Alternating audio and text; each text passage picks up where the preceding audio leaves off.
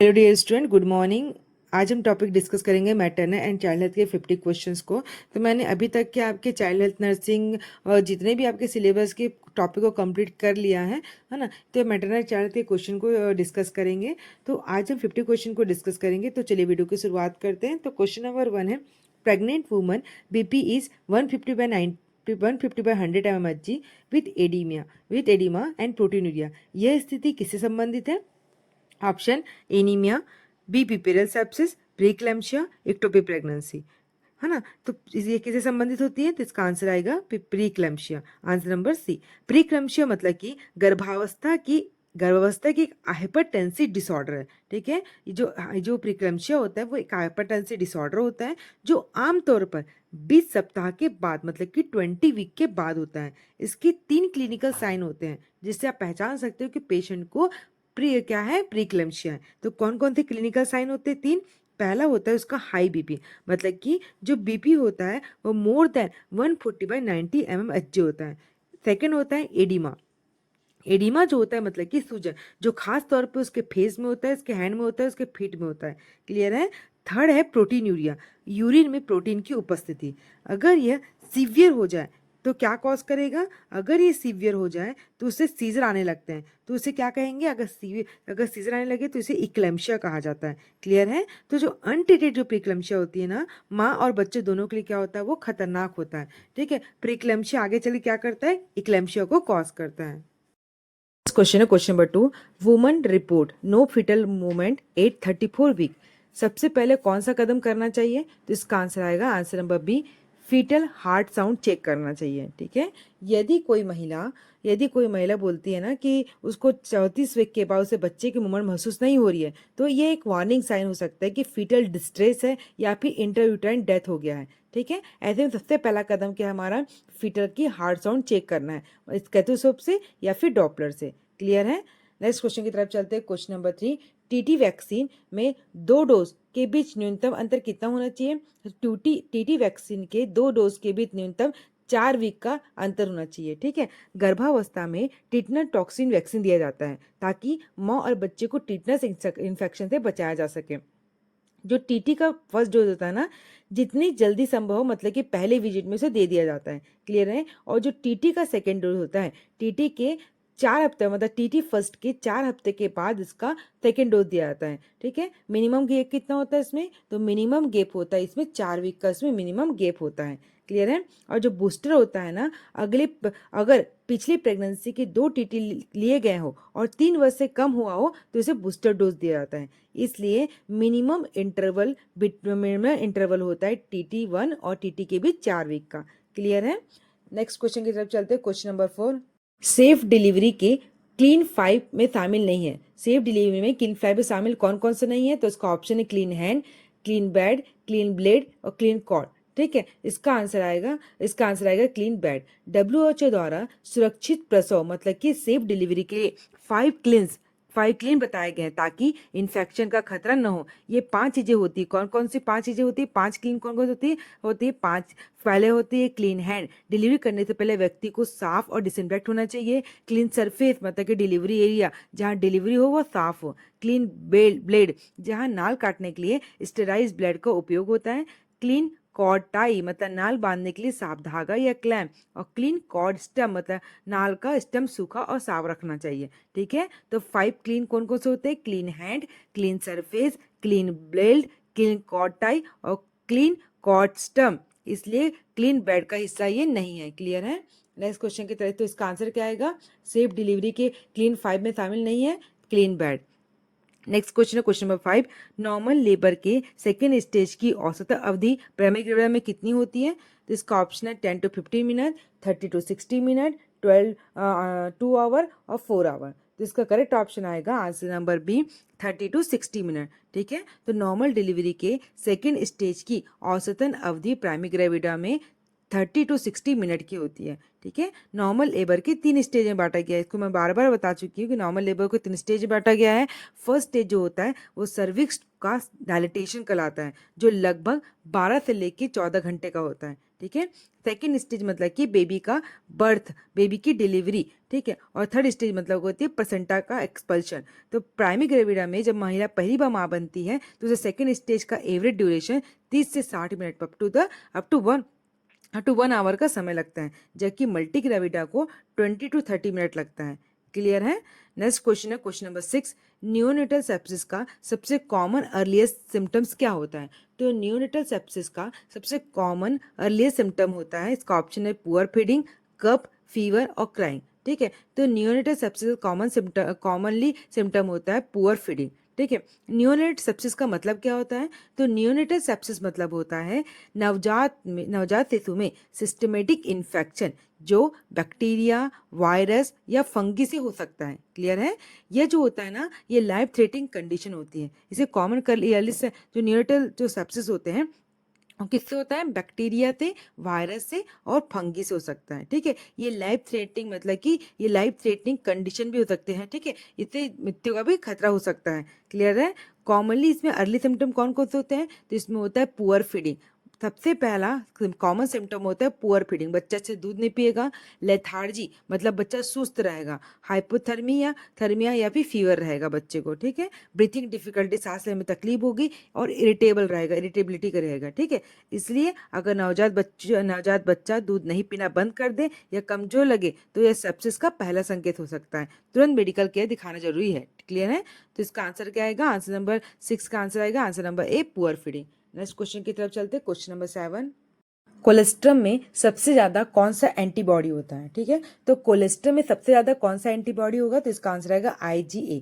Colostrum मतलब कि माँ के दूध की पहली कुछ बूंदें जो प्रसव के बाद पहले 2 से 3 दिनों तक निकलती है, ठीक है, बनती है। इसका रंग जो होता है वो हल्का पीला होता है। यह बच्चे को ना पहला टीका मतलब कि नेचुरल वैक्सीन माना जाता है। Content of colostrum, colostrum main content कौन कौन से होते हैं? इसमें आता है हाई प्रोटीन, लो मतलब लेस फैट और शुगर, और आईजी इम्यूनोग्लोबिन सबसे ज़्यादा मात्रा में होता है। आईजीए बच्चे के इंटेस्टाइनल म्यूकोसा को इन्फेक्शन से बचाता है और इसकी इम्यूनिटी को बढ़ाता है, इसलिए यह दूध बच्चे को तुरंत जन्म के बाद देना चाहिए। क्लियर है। नेक्स्ट क्वेश्चन की तरफ चलते हैं, question number 8। Low birth weight baby के लिए सबसे जरूरी केयर क्या है? तो लो बर्थ वेट बेबी के लिए सबसे जरूरी केयर क्या है? तो इसका आंसर आएगा आंसर नंबर ए, कंगारू मदर केयर, ठीक है। लो बर्थ वेट बेबी का मतलब होता है जन्म के समय बच्चे का वजन 2.5 से कम रहना, ठीक है। ऐसे बच्चों में क्या होता है ना, इन्फेक्शन और हाइपोथर्मिया का खतरा अधिक होता है, इसलिए सबसे जरूरी केयर क्या है? कंगारू मदर के KMC जिसे बोलते हैं। बच्चे को माँ की छाती में स्किन टू स्किन कॉन्टेक्ट में रखना चाहिए। इससे बच्चे को क्या होगा? बॉडी टेम्परेचर नॉर्मल रहता है, ब्रेस्ट फीडिंग आसानी से होती है और मदर और चाइल्ड के बीच क्या होता है? मजबूत बॉन्डिंग बनती है। तो आप लोगों को ना कंगारू मदर केयर का ऐसा क्वेश्चन दे सकता है, उसमें ऑप्शन दे सकते हैं, ठीक है। इसमें ऑप्शन में क्या क्या आएगा करके, तो ये आप लोग के एग्जाम वाइज है क्वेश्चन है कंगारू मदर केयर वाला, ठीक है, तो देख सकते हैं। तो KMC में क्या रहता है? डेथ रेट भी कम होती है और बच्चे की ग्रोथ में भी सुधार आती है। क्लियर है। नेक्स्ट क्वेश्चन है क्वेश्चन नंबर 9। क्लीन डिलीवरी के 5 क्लीन्स में से कौन सा शामिल नहीं है? तो 5 क्लीन में से कौन सा शामिल नहीं है? तो इस ऑप्शन है clean hand, clean blade, clean tie और क्लीन ब्लैंकेट। तो इसका आंसर क्या आएगा? Answer number D, clean blanket. मैंने ये बताया था ना कौन कौन से 5 क्लीन्स होते हैं। पहला होता है क्लीन हैंड होना चाहिए, clean surface, clean blade, clean cord tie और क्लीन कॉर्ड स्टम्प, ठीक है। नेक्स्ट क्वेश्चन की तरफ चलते हैं, क्वेश्चन नंबर 10। मीजल्स वैक्सीन के बाद विटामिन के क्यों दिया जाता है? ऑप्शन इम्यूनिटी बढ़ाने के लिए, डायरिया रोकने के लिए, ग्रोथ बढ़ाने के लिए या फिर वर्म इन्फेक्शन को रोकने के लिए, ठीक है। तो क्या बोल रहा है इसमें कि जो ये है मीजल्स वैक्सीन है वो मीजल्स वैक्सीन के बाद विटामिन ए को क्यों दिया जाता है? तो मीजल्स वैक्सीन को विटामिन ए के बाद इसलिए दिया जाता है ताकि इम्यूनिटी बढ़ाने के लिए, ठीक है। मीजल्स मतलब कि खसरा, यह एक वायरल इन्फेक्शन होता है, आप लोग को पता है, ठीक है, जो बच्चों में सीवियर कॉम्प्लिकेशन भी कर सकता है, जैसे कि निमोनिया कर सकता है या ब्लाइंडनेस हो सकता है। तो मीजल्स वैक्सीन के बाद ना विटामिन के का स्तर जो होता है वो शरीर में क्या होता है? घट जाता है, ठीक है। मीजल्स वैक्सीन से विटामिन ए का स्तर शरीर से घट जाता है जिससे इम्यूनिटी कमजोर हो जाती है, इसलिए मीजल्स वैक्सीन देने के बाद साथ साथ ऐसे विटामिन ए मतलब कि विटामिन ए का डोज कितना देते हैं? तो विटामिन ए का डोज देते हैं 1 लाख पर यूनिट, ठीक, या फिर 1 लाख इंट्रा यूनिट या फिर 2 लाख इंट्रा यूनिट दिया जाता है ताकि इम्यूनिटी बढ़े, कॉम्प्लिकेशन कम हो और आई साइड और एपिथेलियल को प्रोटेक्शन बनी रहे। क्लियर है। तो मीजल्स वैक्सीन के बाद विटामिन ए क्यों दिया जाता है? इम्यूनिटी बढ़ाने के लिए। विटामिन ए का डोज क्या होता है? 1 लाख इंटर यूनिट दिया जाता है, ठीक है, ताकि बच्चे की इम्यूनिटी स्ट्रांग रहे। नेक्स्ट क्वेश्चन है question number 11, postpartum haemorrhage. Postpartum haemorrhage को प्रिवेंट करने के लिए फर्स्ट लाइन ड्रग कौन सी है? तो पोस्टपार्टम हैमरेज को प्रिवेंट करने के लिए फर्स्ट लाइन ड्रग है, इसका आंसर आएगा आंसर नंबर ए, ऑक्सीटोसिन, ठीक है। पोस्टपार्टम हैमरेज मतलब प्रसव के बाद अत्यधिक रक्तस्राव, मतलब कि more than 500 ml vaginal delivery से और 1000 ml सिजेरियन डिलीवरी से, ठीक है, ये क्या कहलाता है? Postpartum haemorrhage. इस क्यों होता है पोस्टपार्टम हैमरेज? तो पोस्टपार्टम हैमरेज होता है यूट्राइन अटोनी के वजह से, मतलब कि गर्भाशय जो होता है ना, गर्भाशय वो कॉन्ट्रैक्ट न कर पाता, ठीक है। जब गर्भाशय कॉन्ट्रैक्ट नहीं करेगा जिसे क्या बोलेंगे? यूट्राइन अटोनी कहेंगे, ठीक है। इसलिए क्या करते हैं? यूट्रस को कॉन्ट्रैक्ट कराना पड़ता है। अब यूट्रस को कॉन्ट्रैक्ट कैसे कराएंगे? तो यूट्रस को कॉन्ट्रैक्ट कराने के लिए हमें ऑक्सीटोसिन देना पड़ता है, मतलब कि यूट्रोटोनिक ड्रग।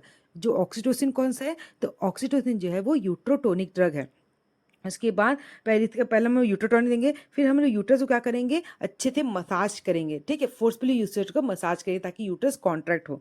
तो ऑक्सीटोसिन जो होता है ना, ऑक्सीटोसिन कितना देते हैं? तो ऑक्सीटोसिन को हमें डोज को 10 इंट्रा यूनिट IM दिया जाता है और IV डोज भी देते हैं, डिलीवरी के तुरंत बाद दिया जाता है, ठीक है। प्रिवेंटेशन और ट्रीटमेंट दोनों में इसका यूजफुल होता है, क्लियर है। तो सुरक्षित है और कम साइड इफेक्ट भी है इसका। अन्य ड्रग भी देते हैं जैसे कि सेकंड लाइन ड्रग, ये तो जो ऑक्सीटोसिन है ना PPH का, वो फर्स्ट लाइन ड्रग है। अब सेकंड लाइन ड्रग कौन कौन सी होती है? तो सेकंड लाइन ड्रग है इर्गोमेट्रिन होता है और मिजोप्रोस्टॉल होता है, ठीक है। मिजोप्रोस्टॉल कितना देंगे? तो 600 म्यूजी ओरल देंगे मिजोप्रोस्टॉल, क्लियर है ना। तो पोस्टपार्टम हैमरेज को प्रिवेंट करने के लिए फर्स्ट लाइन ड्रग कौन सी है? ऑक्सीटोसिन। और जो इर्गोमेट्रिन है और मिजोप्रोस्टॉल वो है सेकेंड लाइन ड्रग है, क्लियर है। नेक्स्ट क्वेश्चन की तरफ चलते हैं। 3 डिले मॉडल मैटरनल मोर्टालिटी से संबंधित है। तो 3 डिले मॉडल मैटरनल मोर्टालिटी से संबंधित है, इसका आंसर क्या आएगा? Answer number A, delay in decision, transport और ट्रीटमेंट, ठीक है। 3 डिले क्या हो रहा है? 3 डिले मॉडल मतलब समझो क्या होता है, ठीक है। तो 3 डिले मॉडल मतलब होता है मैटरनल डेथ के कारणों को समझाने के लिए उपयोग किया जाता है, ठीक है। तो 3 डिले मॉडल क्यों कहता है? तो मैटरनल डेथ के कारणों को समझाने के लिए इसका उपयोग किया जाता है। इसमें हमें बताया गया है कि महिला समय पर मदद न मिलने से मरती है, चाहे वो डिसीजन हो, चाहे वो ट्रांसपोर्ट हो, चाहे वो ट्रीटमेंट में डिले हो, क्लियर है। तो 3 डिले कैसे होता है? डिले 1 में होता है डिसीजन लेने में देर, घर पर अस्पताल जाने में, निर्णय लेने में देर, ठीक है, घर पे ही रहते हैं, हॉस्पिटल जाए या न जाए, निर्णय लेने में उन्हें देर हो जाता है। सेकेंड डिले होता है ट्रांसपोर्ट में डिले, अस्पताल पहुंचने पे समय लगना। अब पहुंच गया, अस्पताल पहुंचने में हमें एम्बुलेंस ही नहीं मिल रही है, ठीक है, एम्बुलेंस को कॉल कर, आजकल तो इतनी इतनी प्रॉब्लम्स है एम्बुलेंस का कि अब पेशेंट कुछ हो जाएगा पर एम्बुलेंस नहीं आएगी, ठीक है। तो ट्रांसपोर्ट में देर, मतलब कि एम्बुलेंस को फ़ोन करने पे एम्बुलेंस नहीं आती है, तो ट्रांसपोर्ट में देर हो गया। और थर्ड डिले हॉस्पिटल में ट्रीटमेंट में देर। अब हॉस्पिटल तो पहुंच गए, अब हॉस्पिटल पहुंचने के बाद इलाज में देरी, ठीक है। तो क्या बोल रहा है? हॉस्पिटल में ट्रीटमेंट शुरू होने में देर, तो ये क्या कहलाता है? 3 डिले कहलाता है। इसलिए मैटरनल मोर्टालिटी को कम करने के लिए इन तीनों डिले को क्या करना है? हमने रोकना बहुत जरूरी है, क्लियर है। नेक्स्ट क्वेश्चन की तरफ चलते हैं कि एनीमिया इन प्रेगनेंसी में HB लेवल अगर बिलो 7 ग्राम पर DL होने पर क्या करना चाहिए? अगर एनीमिया प्रेगनेंसी में एनीमिया का लेवल जो है वो 7 ग्राम पर DL से नीचे है तो हमें क्या करना चाहिए? तो इसका आंसर आएगा ब्लड ट्रांसफ्यूजन। गर्भावस्था में अगर HB जो है वो बिलो 100 mg पर DL है तो इसे क्या कहेंगे? एनीमिया इन प्रेगनेंसी कहा जाता है। अगर 7 ग्राम पर DL है मतलब कि सीवियर एनीमिया, ठीक है। माइल्ड कितना होता है? अब इसकी सीवियरिटी देख लेते हैं अपन, कितनी टाइप की सीवियरिटी होती है। पहला होता है माइल्ड, मॉडरेट और सीवियर, ठीक है। तो माइल्ड मतलब कि HB जो रहेगा वो 10 से लेके 10.9 mg पर DL। इसमें क्या देंगे? इसमें इसको आयरन और फॉलिक एसिड की टैबलेट दिया जाता है, क्लियर है ना। अगर मॉडरेट 7 से लेके 9.9 mg पर DL है तो इसे आयरन एंड फॉलिक एसिड और ओरल और पेरेंटल देंगे, क्लियर है। अगर सीवियर किसे बोलेंगे? अगर बिलो 7 mg पर DL है तो इसे ब्लड ट्रांसफ्यूजन की जरूरत है, ठीक है। तो सीवियर एनीमिया में फीटस और मदर दोनों के लिए डेंजरस है, इसमें प्रीटर्म लेबर और मैटरनल डेथ तक हो सकती है, इसलिए 7 ग्राम पर DL नीचे होने पर ब्लड ट्रांसफ्यूजन करना जरूरी है, क्लियर है। नेक्स्ट क्वेश्चन है क्वेश्चन नंबर 14, बर्थ अस्पेसिया। ठीक है, बर्थ अस्पेसिया के लिए बेबी के बर्थ अस्पेसिया की प्रिवेंटेशन कब होती है? तो बेबी के लिए बर्थ अस्पेसिया की प्रिवेंटेशन होती है, आंसर नंबर ए, ड्यूरिंग इंटरनेटल केयर में। ठीक है, बर्थ अस्पेसिया मतलब होता है जब बच्चे को जन्म के समय पर्याप्त ऑक्सीजन नहीं मिलेगा। ठीक है, तो इसे क्या कहेंगे? बर्थ अस्पेसिया। कब होता है ये? तो डिलीवरी के समय ना इंटरनेटल पीरियड में होने वाली एक प्रिवेंटेबल इमरजेंसी है। ठीक है, तो प्रिवेंटेशन मेजर कैसे करेंगे? स्किल बर्थ अटेंडेंस के दौरान डिलीवरी कराएंगे। तो स्किल बर्थ अटेंडेंस को रह गया ना, स्किल बर्थ अटेंडेंस जो डिलीवरी स्किल्ड रहेगी डिलीवरी में। ठीक है, क्लीन डिलीवरी प्रैक्टिस करेंगे, हमें अपने में हाइजीनिक डिलीवरी मतलब कि क्या करेंगे? क्लीन डिलीवरी प्रैक्टिस करेंगे। इमीडिएट क्या करेंगे? क्लियरिंग द बेबी के एयरवे, बेबी में कोई एयरवे में कोई म्यूकस वगैरह तो नहीं है, इसको क्या करेंगे? इसके जो एयरवे को अच्छे से क्लीन करेंगे, कॉर्ड को टाइम पर क्लैम्प करेंगे, न्यूट रिसिस्टेशन करेंगे। ठीक है, तो यही सब क्या है? क्या बेबी के लिए बर्थ अस्पेसिया के प्रिवेंटेशन है। ठीक है, तो क्या आएगा? बेबी के लिए बर्थ अस्पेसिया की प्रिवेंटेशन कब होती है? तो बेबी के लिए बर्थ अस्पेसिया की प्रिवेंटेशन होती है ड्यूरिंग इंटरनेटल केयर के समय। ठीक है, क्लियर है? मैंने बताया ना अभी, बर्थ अस्पेसिया में क्या होता है? बर्थ अस्पेसिया मतलब होता है जब बेबी को जन्म के समय पर्याप्त ऑक्सीजन नहीं मिलेगा, उसे क्या बोलेंगे? बर्थ अस्पेसिया। ये कब होगा? या डिलीवरी के समय इंटरनेटल पीरियड में होने वाली एक प्रिवेंटेबल इमरजेंसी है। क्लियर है? तो कौन कौन सा प्रिवेंटिव मेजर करेंगे? स्किल बर्थ अटेंडेंस रहेगी, है ना, क्लीन डिलीवरी प्रैक्टिस करेंगे, इमीडिएट क्लीन करेंगे इसके एयरवे को, कॉर्ड को टाइम पर क्लेम करेंगे, न्यूट्रल रिसस्टेट करेंगे। क्लियर है? नेक्स्ट क्वेश्चन की तरफ चलते हैं, question number 15, kangaroo mother care का सबसे बड़ा लाभ क्या है? तो कंगारू मदर केयर का सबसे बड़ा लाभ होता है टेम्परेचर मेंटेन करना। ठीक है, टेम्परेचर क्या रहेगा? से मेंटेनेंस रहेगा। कंगारू मदर केयर मतलब बताया ना, स्किन कॉन्टैक्ट। ठीक है, इससे कौन कौन से बेनिफिट होते हैं? तो पहला बेनिफिट होता है टेम्परेचर मेंटेनेंस। ठीक है, बच्चे का शरीर का तापमान स्थिर रहता है, उसे हाइपोथर्मिया नहीं होता। क्लियर है? नेक्स्ट क्वेश्चन की तरफ चलते हैं, question number 16, active and passive immunization का सही उदाहरण क्या है? Option A, vaccination, active immunoglobulin passive, both are passive, both are active, या नन। ठीक है, तो क्या बोल रहा है इसमें कि जो एक्टिव एंड पासिव इम्यूनाइजेशन का सही उदाहरण क्या है? तो एक्टिव एंड पासिव का सही उदाहरण है आंसर नंबर ए, वैक्सीनेशन, एक्टिव इम्यूनोग्लोबिन और पासिव। ठीक है, मतलब कि इम्यूनाइजेशन का दो प्रकार के होते हैं। ठीक है, इम्यूनाइजेशन क्या होता है? वो दो प्रकार के होते हैं, पहला एक्टिव इम्यूनाइजेशन होता है, पासिव होता है। दोनों का उद्देश्य है शरीर को इन्फेक्शन से बचाना, लेकिन तरीके अलग अलग हैं। कैसे? जैसे कि एक्टिव इम्यूनाइजेशन मतलब कि जो शरीर में कैसे होता है एक्टिव इम्यूनाइजेशन? तो शरीर में एंटीजन मतलब कि जो वैक्सीन दिया जाता है ताकि खुद एंटीबॉडी बनाए, इसे क्या बोलेंगे? Active immunization. ठीक है, एक्टिव इम्यूनाइजेशन किसे बोलेंगे? शरीर में एंटीजन मतलब कि हमारा वैक्सीन, ठीक है, दिया जाता है ताकि हमारा जो वैक्सीन है हमारे बॉडी में जाके एंटीबॉडी बनाए। क्लियर है? और होता है पासिव इम्यूनाइजेशन। पासिव इम्यूनाइजेशन मतलब कि तैयार एंटीबॉडी दी जाती है। ठीक है, तैयार एंटीबॉडी दी जाती है, जैसे बॉडी जो होती है ना खुद नहीं बनाती। ठीक है, क्या होता है पासिव इम्यूनिटी? क्या है? पासिव इम्यूनाइजेशन मतलब कि हमें इसे रेडीमेड एंटीबॉडी दिया जाता है, हमारी बॉडी तो खुद नहीं बनाती, जैसे कि इम्यूनोग्लोबिन हो गया, एंटीटॉक्सिन हो गया, एंटी सीरम वगैरह हो गया। तो जो इम्यूनोग्लोबिन, एंटी सीरम, एंटीटॉक्सिन है वो क्या है? वो पासिव इम्यूनाइजेशन है। और एक्टिव इम्यूनाइजेशन जैसे कि वैक्सीन हमारा जैसे कि BCG, DPT, पोलियो। ठीक है, ये क्या है? एक्टिव इम्यूनाइजेशन है। और पासिव इम्यूनाइजेशन इम्यूनोग्लोबिन, एंटीटॉक्सिन और एंटी सीरम। इसलिए सही जोड़ी है वैक्सीनेशन, एक्टिव इम्यूनिटी, और इम्यूनोग्लोबिन जो है वो पासिव इम्यूनिटी। ठीक है, वैक्सीनेशन क्या है? एक्टिव इम्यूनिटी है, और इम्यूनोग्लोबिन जो है वो पासिव इम्यूनिटी है। क्लियर है? नेक्स्ट क्वेश्चन की तरफ चलते हैं, क्वेश्चन नंबर 17, MCH सर्विस का मुख्य उद्देश्य क्या है? तो MCH सर्विस का मुख्य उद्देश्य है answer number A, reduce maternal and child की मॉर्बिडिटी एंड मोर्टेलिटी। ठीक है, MCH मतलब कि मैटरनल एंड चाइल्ड हेल्थ। ठीक है, मैटरनल चाइल्ड हेल्थ का मतलब क्या होता है? माँ और बच्चे की सुरक्षा, स्वास्थ्य की सुरक्षा और उसकी उन्नति। ठीक है, हमें क्या करना है? सबसे मेन हमारा उद्देश्य है MCH का कि हमें रिड्यूस करना है मैटरनल एंड चाइल्ड की मॉर्बिडिटी को और मॉर्टेलिटी को। ठीक है, किसके थ्रू करेंगे हम इसको? तो प्रिवेंटिव के थ्रू करेंगे, प्रोमोटिव के थ्रू करेंगे, क्यूरेटिव और रिहैबिलिटेटिव सर्विस के थ्रू इसे क्या करेंगे? हम इसे प्रिवेंट करेंगे। ठीक है, तो MCH सर्विस में क्या क्या इंक्लूड होता है? ये क्वेश्चन पूछ सकता है कि MCH सर्विस में क्या क्या इंक्लूड होता है।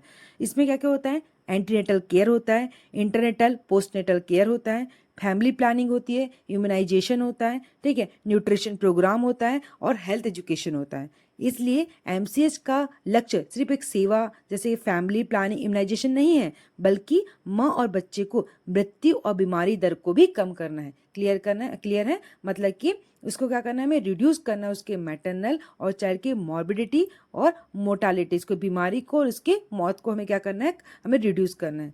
क्लियर है ना। तो इसका आंसर क्या आएगा एमसीएच का आंसर आएगा answer number A reduce maternal and mortality और मॉर्बिडिटी। क्लियर है। नेक्स्ट क्वेश्चन चलते हैं, question number 18।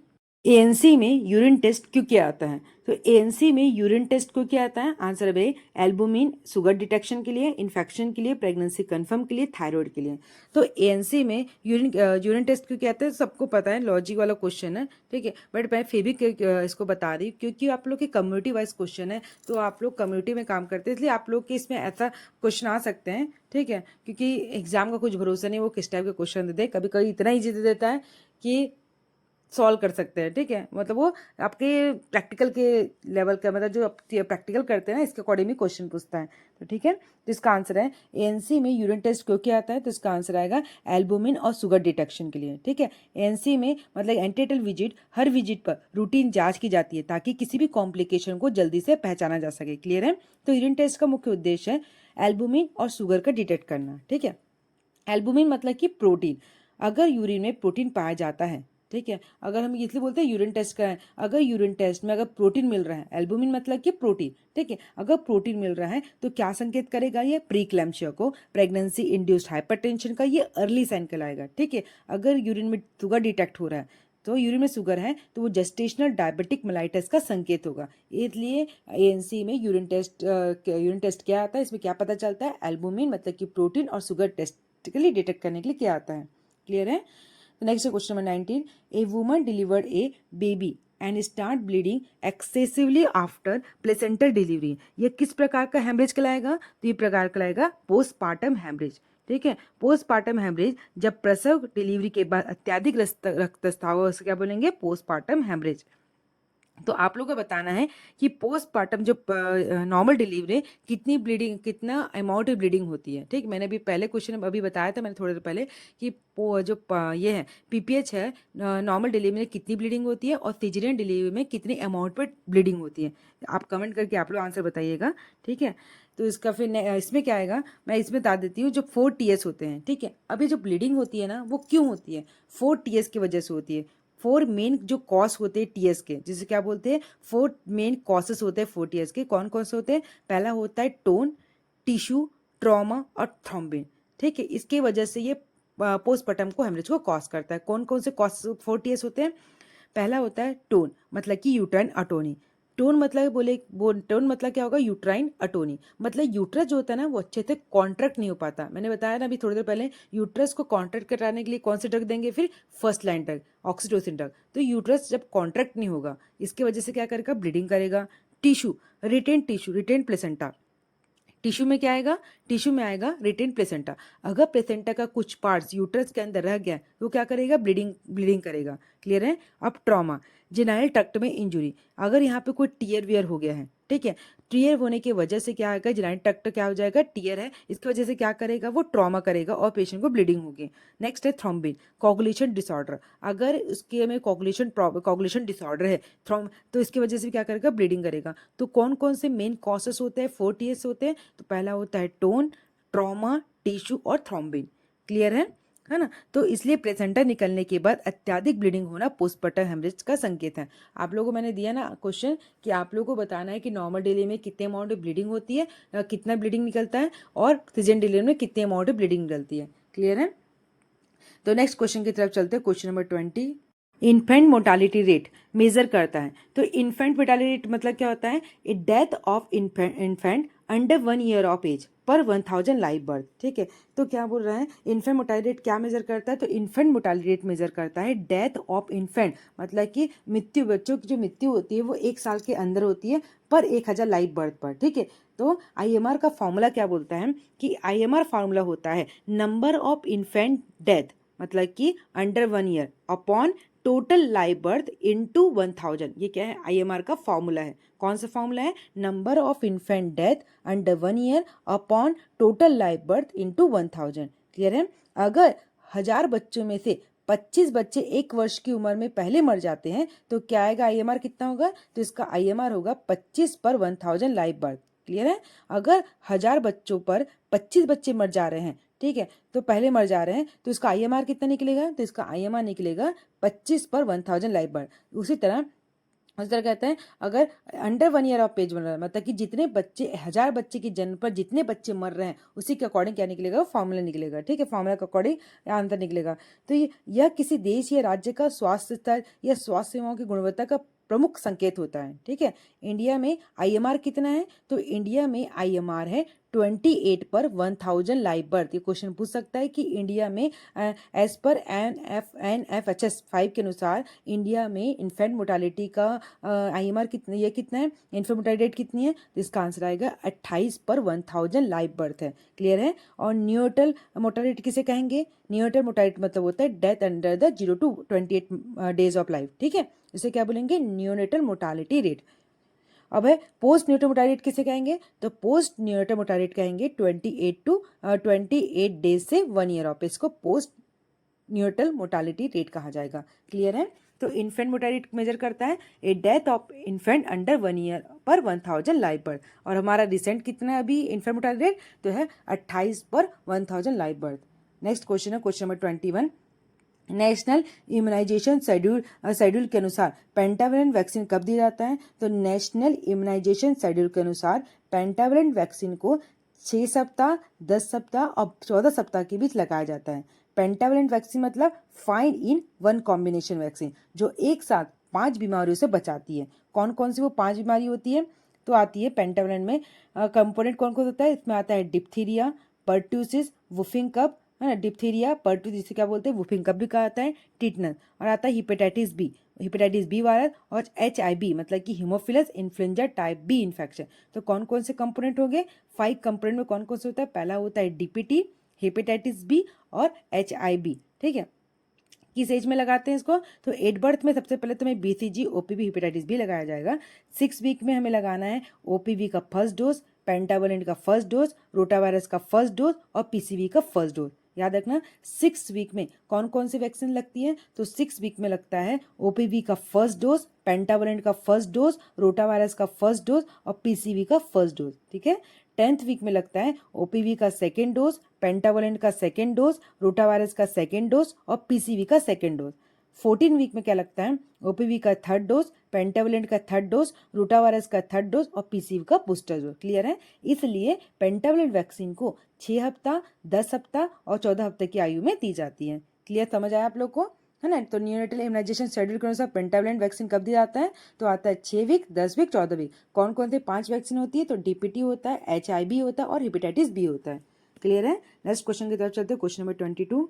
Maternal mortality ratio का अर्थ क्या है, तो मैटरनल मोर्टालिटी रेशियो का अर्थ क्या है, तो इसका आंसर आएगा, आंसर नंबर A, प्रति 1 लाख जीवित जन्मों पर मृत्यु। ठीक है, मैटरनल मोर्टालिटी रेशियो का अर्थ होता है एक निश्चित अवधि में, मतलब कि 1 लाख जीवित जन्मों पर माताओं की जो मृत्यु गर्भावस्था, प्रसव या प्रसव के 42 दिनों के भीतर होती है, उसे क्या बोलेंगे, मैटरनल मोर्टालिटी। ठीक है, अब उसका फार्मूला देखते क्या होता है इसका फार्मूला, तो उसका फार्मूला होता है number of maternal death upon number of live birth into 1 lakh. ठीक है, तो मैटरनल डेथ में सभी मौतें शामिल होती है, जैसे कि गर्भावस्था के दौरान है ना, प्रसव के समय, प्रसव के 42 दिनों के भीतर होती है, जो प्रेगनेंसी रिलेटेड कॉजेस के वजह से होती है। क्लियर है। तो इंडिया में MMR लगभग कितना है, तो इंडिया में MMR लगभग है 97 पर 1 lakh live birth national average है। आपको यह पूछेगा कि इंडिया में IMR कितना है, तो इंडिया में MMR कितना है, तो इंडिया में MMR है 97 पर 1 लाख लाइव बर्थ। क्लियर है, 97 पर 1 लाख लाइव बर्थ, और IMR कितना थी, 28 पर 1000 लाइव बर्थ। ठीक है, उच्च जो MMR कमजोर मैटरनल हेल्थ सर्विस है, और जो कम MMR है वो एंटी डिलीवरी पोस्टनेटल केयर को क्या करता है, को MMR जो होता है जो ना, तो MMR कितना हमारा, तो MMR अभी इंडिया का है 97 पर 1 लाख लाइव बर्थ है। क्लियर है। नेक्स्ट क्वेश्चन है क्वेश्चन नंबर 23। चाइल्ड मोर्टालिटी का मुख्य कारण क्या है, तो चाइल्ड मोर्टालिटी का मुख्य कारण है। इसका आंसर आएगा आंसर नंबर ए, माल न्यूट्रिशन और इन्फेक्शन। चाइल्ड मोर्टालिटी मतलब क्या समझ रहे हो? अंडर 5 मोर्टालिटी का अर्थ है, मतलब कि 5 साल के अंदर वाले बच्चे। इसका अर्थ मतलब होता है 5 वर्ष से कम उम्र के बच्चों की मृत्यु दर प्रति 1000 लाइव बर्थ में। तो क्वेश्चन हो सकता है चाइल्ड मोर्टालिटी किसे कहेंगे? तो चाइल्ड मोर्टालिटी मतलब होता है अंडर 5 ईयर ऑफ एज प्रति 1000 लाइव बर्थ। ठीक है, इसका मुख्य कारण होता है माल न्यूट्रिशन और कुपोषण। शरीर की रोग प्रतिरोधक क्षमता घट जाएगी, इन्फेक्शन हो जाएगा, इसके वजह से निमोनिया, डायरिया, डिसीज, मलेरिया आदि इन्फेक्शन होगा। ठीक है, लो बर्थ वेट हो सकता है, बच्चा प्रीमेच्योर पहले पैदा हुआ होगा, इसकी वजह से पुअर हाइजीन, अनसेफ वाटर, है ना। भारत में करीब ना 50% बच्चों की जो मृत्यु होती है ना वो इनडायरेक्ट कुपोषण की वजह से ही होती है। इसलिए न्यूट्रिशन, इम्यूनाइजेशन, सैनिटेशन प्रोग्राम जैसे कि ICDS, है ना, पोषण अभियान बहुत जरूरी है। क्लियर है? तो इसके चलते हैं क्वेश्चन नंबर 23 का आंसर क्या आएगा? चाइल्ड मोर्टालिटी का मुख्य कारण क्या है? माल न्यूट्रिशन और infection. Answer number A is correct. Next question है क्वेश्चन नंबर 24। पेंटावलेंट वैक्सीन कितनी बीमारियों से बचाता है? तो पेंटावलेंट वैक्सीन जो होता है वो 5 बीमारियों से बचाता है। कौन कौन सी 5 बीमारी? आप लोग कमेंट करके बताना कौन कौन सी 5 बीमारियों से बचाता है। क्लियर है? नेक्स्ट क्वेश्चन है question number 25। Skilled birth attendance मतलब कि SBA में कौन कौन आते हैं? तो स्किल्ड बर्थ अटेंडेंस में आता है ANM, LHB और स्टाफ नर्स।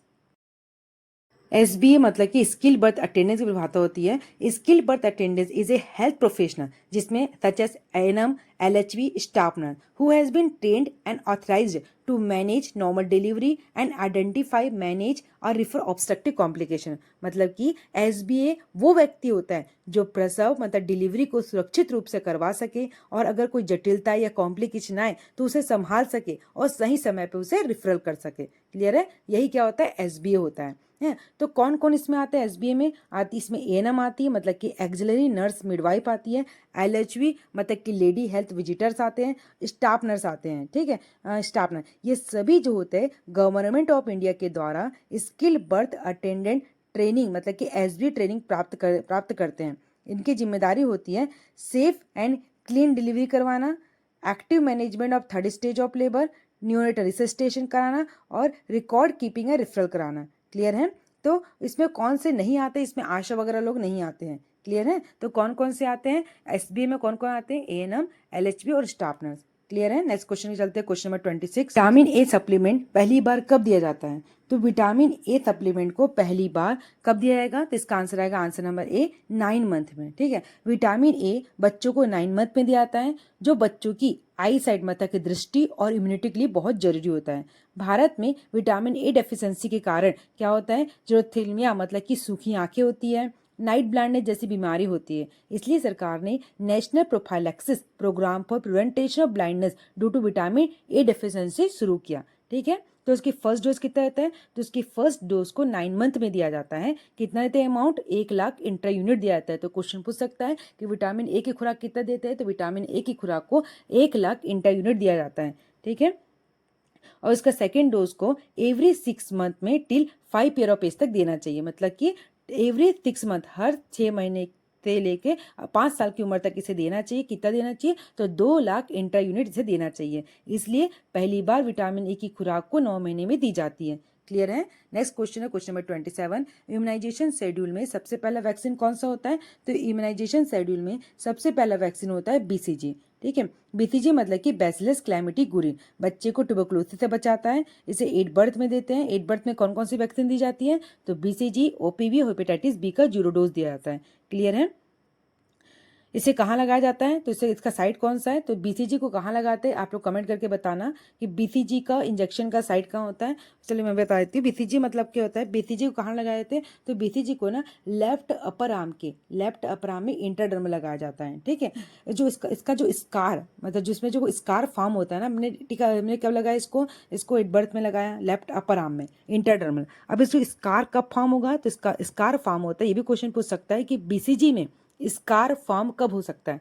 तो BCG में स्कार फॉर्म होगा आफ्टर 6 to 8 वीक। ठीक है, मतलब कि 6 से 8 हफ्ते के बाद। ये इंडिकेट करेगा कि वो आपने जो इंजेक्शन लगाया, इम्यूनाइजेशन किया, वो सक्सेसफुल है या नहीं, आपने सही से लगाया है या नहीं लगाया है। क्लियर है? सक्सेसफुल इम्यूनाइजेशन को क्या करेगा? वो सक्सेसफुल इम्यूनाइजेशन को वो इंडिकेट करेगा। स्कार कब फॉर्म होगा? तो स्कार फॉर्म होगा आफ्टर 6 to 8 वीक में। क्लियर है? नेक्स्ट क्वेश्चन की तरफ चलते हैं, question number 29। Question number 28, growth chart पर ग्रीन जोन का अर्थ क्या है? तो ग्रोथ चार्ट पर ग्रीन जोन का अर्थ होता है नॉर्मल ग्रोथ। ठीक है, बच्चों की वृद्धि ग्रोथ की निगरानी के लिए ग्रोथ मॉनिटरिंग चार्ट का उपयोग किया जाता है। ठीक है, तो ग्रीन जोन मतलब कि क्या होगा? ग्रीन जोन मतलब कि नॉर्मल ग्रोथ। ठीक है, वेट एज पर एज इन एडुकेट रहता है। क्लियर है? येलो जोन मतलब कि mild to moderate malnutrition, कुछ हद तक वजन का कम वजन। ठीक है, उसके बाद रेड जोन मतलब होता है सीवियर माल न्यूट्रिशन, बहुत कम वजन जो इमीडिएट केयर के लिए नीडेड रहता है। ठीक है, अगर बच्चा ग्रीन जोन में है तो उसका पोषण वृद्धि सामान्य है। अगर बच्चा येलो और रेड जोन में है तो बच्चों को माल न्यूट्रिशन और काउंसलिंग और इंटरवेंशन की आवश्यकता है। क्लियर है? तो ये जो चार्ट होता है ना, वो आंगनबाड़ी सेंटर में ICDS integrated child development system के तहत उसे उपयोग किया जाता है। क्लियर है? तो इसका उपयोग कहाँ होता है? तो इसका उपयोग आंगनबाड़ी में किया जाता है। Next question number 29, NC visit कितनी न्यूनतम होनी चाहिए? तो एनसी विजिट कम मिनिमम होनी चाहिए, 4 विजिट होनी चाहिए। ठीक है, 4 विजिट करना चाहिए, एटलीस्ट एनसी विजिट 4 होनी चाहिए। इसका मतलब है कि गर्भवती महिलाओं को नियमित जांच ताकि प्रेगनेंसी से संबंधित जटिलताओं को रोका जा सके। ठीक है, तो WHO के अनुसार ना, भारत सरकार के अनुसार कम से कम 4 एंटीरेजिट विजिट आवश्यक है। तो पहली विजिट कब करनी चाहिए? तो पहली विजिट जितनी जल्दी संभव हो, पहले ट्राइमेस्टर में। ठीक है, मतलब कि बिलो 12 वीक के अंदर अंदर इसे क्या करना चाहिए? फर्स्ट विजिट करना चाहिए। सेकेंड विजिट सेकेंड ट्राइमेस्टर के दौरान करना चाहिए, मतलब कि 26 वीक में। थर्ड विजिट को थर्ड ट्राइमेस्टर के आरंभ में करना चाहिए, मतलब थर्ड ट्राइमेस्टर के प्रारंभ में, मतलब कि 32 वीक में। और फोर्थ विजिट को 36 वीक, मतलब डिलीवरी के करीब करना चाहिए, 36 वीक में। क्लियर है? तो 4 विजिट होती है। फर्स्ट विजिट को पहले ट्राइमेस्टर मतलब कि 12 वीक के अंदर, सेकेंड विजिट को सेकेंड ट्राइमेस्टर के दौरान मतलब कि 26 वीक में, थर्ड विजिट को 32 वीक में और फोर्थ विजिट को 36 वीक में। क्लियर है? तो ये जो शेड्यूल है सुनिश्चित करता है कि मदर और बेबी दोनों स्वस्थ है और कोई कॉम्प्लिकेशन वगैरह नहीं है। क्लियर है? नेक्स्ट क्वेश्चन की तरफ चलते हैं, क्वेश्चन नंबर 30, मैटरनल एनीमिया की रोकथाम के लिए क्या करना चाहिए? मैटरनल एनीमिया की रोकथाम के लिए क्या दिया जाता है? तो इसका आंसर आएगा आयरन और फॉलिक एसिड 100 टेबलेट। ठीक है, आयरन फॉलिक एसिड की 100 टेबलेट। मैटरनल एनीमिया मतलब गर्भावस्था में हीमोग्लोबिन का लेवल बताया ना मैंने कि बिलो 11 ग्राम पर डे होना है। ठीक है, तो गवर्नमेंट ऑफ इंडिया द्वारा चलाया गया यह कार्यक्रम मतलब कि नेशनल आयरन प्लस इनिशिएटिव्स। ठीक है, गवर्नमेंट ऑफ इंडिया ने कौन सा प्रोग्राम चलाया इसमें? तो गवर्नमेंट ऑफ इंडिया ने नेशनल आयरन प्लस इनिशिएटिव चलाया। इसका उद्देश्य ये था एनीमिया फ्री इंडिया, विशेष रूप से महिलाओं और बच्चों को। तो ड्यूरिंग प्रेगनेंसी में कितना देना चाहिए सप्लीमेंट? तो ड्यूरिंग प्रेगनेंसी में 100 mg element iron plus 0.5 mg folic acid पर टेबलेट। ठीक है, एक टेबलेट को ड्यूरेशन कितना होना चाहिए? एक tablet daily for 100 day starting from second trimester से। क्लियर है? और आफ्टर डिलीवरी के बाद मतलब कि पोस्ट पैटर्न पीरियड में 100 mg iron plus 0.5 mg folic acid, मतलब कि 1 tablet daily for next 100 day का। क्लियर है? इसलिए मैटरनल एनीमिया को रोकने के लिए 100 आयरन फॉलिक जो एसिड टेबलेट दी जाती है। तो 100 ड्यूरिंग प्रेगनेंसी भी कह सकते हैं। तो 100 mg एलिमेंट आयरन रहेगा जिसमें 0.5 mg फॉलिक एसिड रहेगा। ठीक है, डेली एक टेबलेट को लेने रहता है, कब तक? सेकेंड ट्राइमेस्टर तक। क्लियर है ना? उसके बाद कब से स्टार्ट करना रहता है इसको? तो इसको स्टार्ट करना रहता है starting from the second trimester. First trimester में तो हमें फॉलिक एसिड लेना रहता है। फॉलिक एसिड क्यों लेना रहता है? ताकि बेबी को न्यूरोटॉप डिफेक्ट से बचाया जा सके। तो आयरन टेबलेट को कब से स्टार्ट करना रहता है? तो आयरन टेबलेट को हमें सेकेंड ट्राइमेस्टर से स्टार्ट करना रहता है। ठीक है, डेली एक टेबलेट को स्टार्ट करना रहता है। हाथ में कितना रहता है? 100 mg एलिमेंट आयरन रहता है और 0 mg फॉलिक एसिड रहता है।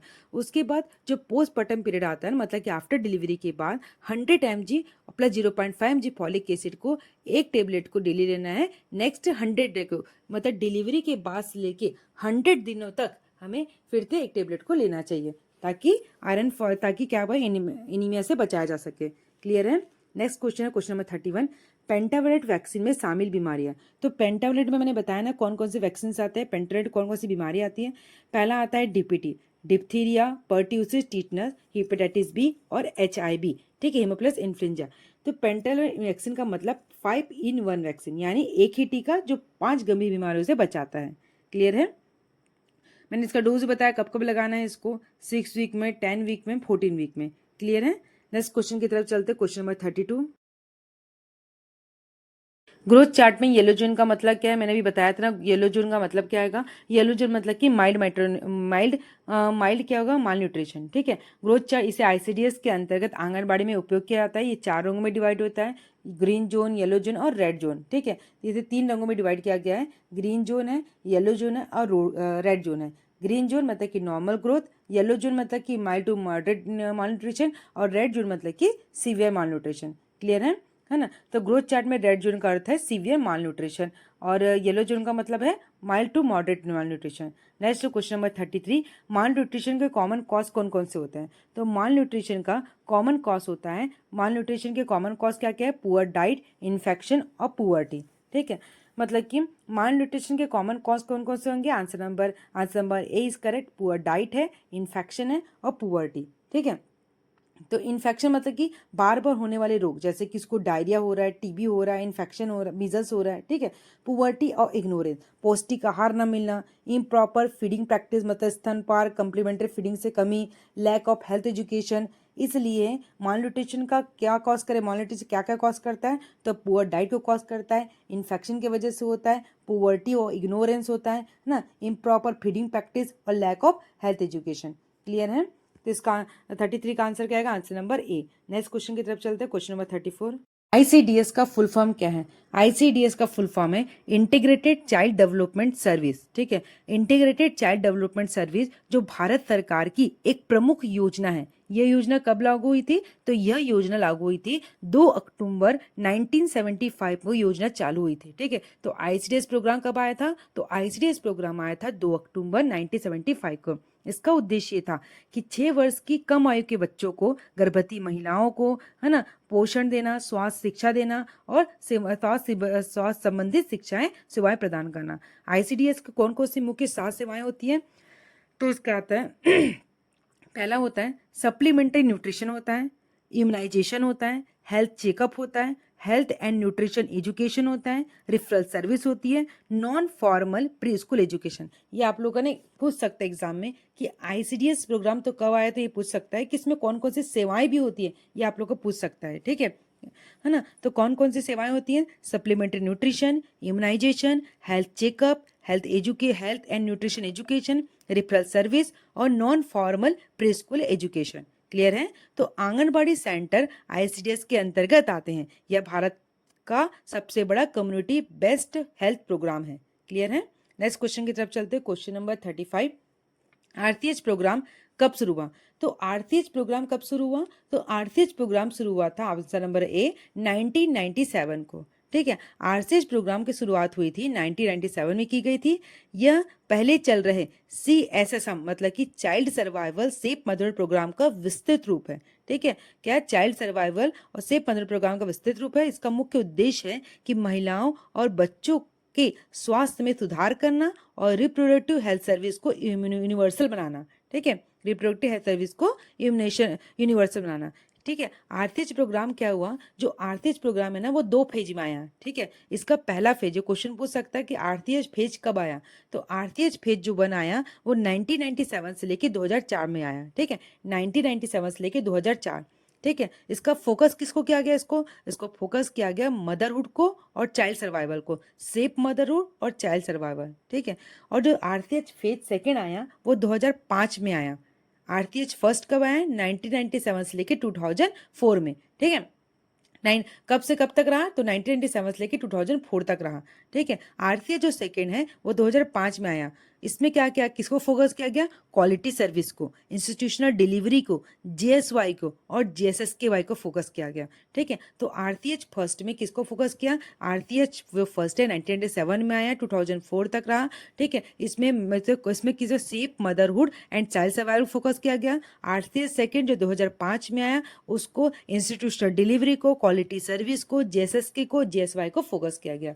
क्लियर है, नेक्स्ट क्वेश्चन की तरफ चलते हैं, तो इसका आंसर क्या आएगा, 35 का आंसर 1997, 2 अक्टूबर 1997 को ये प्रोग्राम आया था। ठीक है, कौन सा, आरसीएच। नेक्स्ट क्वेश्चन है क्वेश्चन नंबर 36, जीएसएस का योजना का उद्देश्य क्या है, तो इसका आंसर आएगा answer number A, free delivery transport and medicine. ठीक है, जीएसएस के मतलब क्या होता है, जननी शिशु सुरक्षा कार्यक्रम, फुल फॉर्म पूछ सकता है जीएसएस के का, तो जननी शिशु सुरक्षा कार्यक्रम। ठीक है। अब इसकी शुरुआत कब हुई थी जेएसएसके की? तो 1 जून 2011 में की गई थी इसकी शुरुआत, ठीक है। इसका उद्देश्य ये था कि माँ और बच्चे को दोनों को मुफ्त और कैशलेस स्वास्थ्य सुविधा उपलब्ध कराना है, ठीक है।